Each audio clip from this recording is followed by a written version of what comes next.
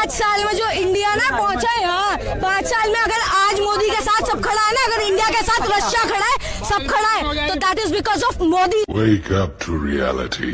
Putin ने G20 2014 के बाद देश को एक मजबूत प्रधानमंत्री मिले, जिनकी वजह से आज भारत विश्व गुरु बनने की दहलीज पर है।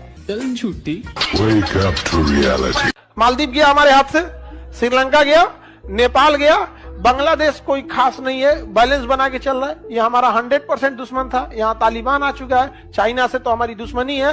चाइना भूटान दोनों, भूटान के विदेश मंत्री जाके चाइना में बात करके आए हैं कि हम डोकलाम दे देंगे, ऊपर वाला आप दे दीजिएगा। म्यांमार में तख्ता पलट हो चुका है, लाओस में बिजली घर ले चुका है, चाइना यहाँ पे ले लिया है। यहाँ पे बाकी सब में उतना काम का है सब नहीं। ईरान जो है इजराइल का दुश्मन है, हम लोग इजराइल को बैलेंस करने के चक्कर में ईरान से भी हाथ धो रहे हैं। ईरान उतना न्यूट्रल ही रहा है यहाँ पे। अब बताइए हम लोग का कहाँ गया काम। यहाँ ग्वादर में चाइना बैठ गया यहाँ पे, हम्बन टोटा में बैठ गया है। हम लोग रोकते रह गए, उसकी नौसेना आके यहाँ डॉक कर गई।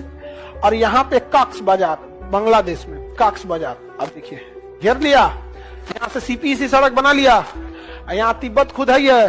अब म्यांमार में तख्ता पलट कर दिया, आंग सांग सू चली गई जेल में, सेना प्रमुख आ गया, यहाँ से जोड़ दिया किसको।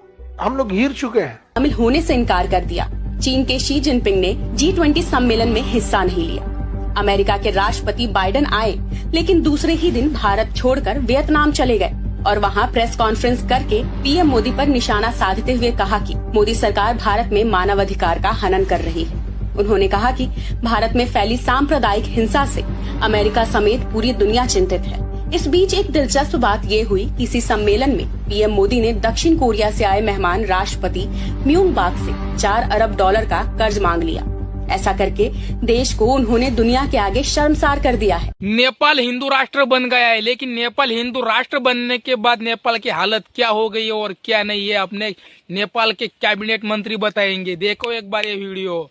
नेपाल देश जो है हिंदू राज्य होने से विकास नहीं कर पाया, बहुत नीचे चला गया। नेपाल इतना गरीब हो गया, लोग बहुत ही उत्पीड़न में रहा, तो उससे मुक्ति के लिए जो है हमने उसको फेंकना पड़ा। तो भारत अभी इतना अच्छा काम कर रहा है ना, इसमें लोकतंत्र जो बाबा साहब का संविधान की तरह से समानता, शिक्षा, बहुत ही उन्नति कर रहा है। हम तो उसी को कॉपी करके हम नेपाल में भी लोकतांत्रिक, गणतांत्रिक और धर्मनिरपेक्ष राज्य बनाए। इतना अच्छा संविधान को छोड़कर वो लोग हिंदू राष्ट्र करके इंडिया को क्या फायदा होगा, मेरा प्रश्न है। वो तो इंडिया को डूब लेगा, इंडिया टुकड़ा टुकड़ा हो जाएगा, इंडिया नहीं रहेगा। हिंदू राष्ट्र बनाया था थोड़े 50 वर्ष करीब हम लोग, तो हमने उसको जो है विरोध करके जन युद्ध करके उसको फेंक दिया था। हिंदू राज्य और हिंदू राजा भी फेंक दिया था, क्योंकि हिंदू राज्य के पास एक राजा भी आता है। तो हिंदू राज्य सिर्फ हिंदू राज्य नहीं होता, राजा होना चाहिए। तो आप भारत में फिर नया राजा क्रिएट करेंगे क्या? राजा बिना हिंदू राष्ट्र नहीं होता। सुना है महिलाओं में दुर्गा माता, काली माता आती है।